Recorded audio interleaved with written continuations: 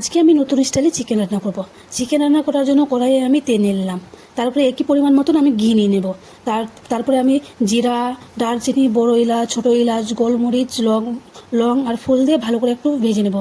তারপরে 5 থেকে 6টা আমি এখানে কেটে রাখা পেঁয়াজ আর 2টা চিরা কাটা লঙ্কা দিয়ে 5 থেকে 6 মিনিটের মতো আমি এটাকেও ভালো করে কুক করে নেব।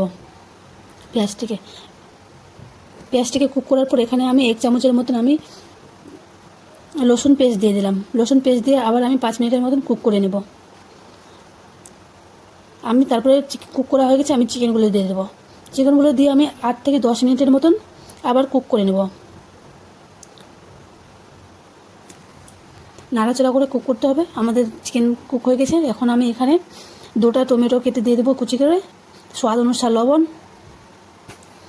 হলুদ, তারপরে জিরা গুঁড়ো দিয়ে দেবো, গোলমরিচ গুঁড়ো দিয়ে দেবো, একটু গুঁড়ো কাশ্মীরি লঙ্কা দিয়ে দেবো।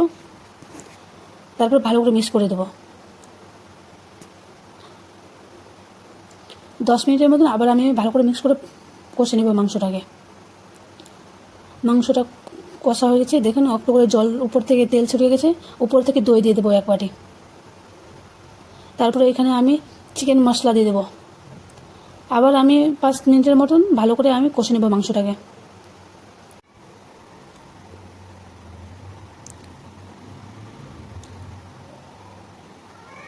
আমাদের মাংস থেকে তেল ছড়িয়ে গেছে। এখন আমাদের মাংসটা কষা হয়ে গেছে। উপর থেকে 1 কাপের মতন জল দিয়ে দেবো। বেশি জল চিকেনে লাগে না, 1 কাপ দিলেই হয়ে যাবে। আবার ভালো করে নাড়াচাড়া করে নেব। জল ফুটতে লেগেছে, আমরা ঢাকনা দিয়ে 5 থেকে 10 মিনিট ভালো করে বয়েল করে নেব চিকেনটাকে। তারপর উপর থেকে গরম মশলা গুঁড়ো দিয়ে দেবো আর ধনে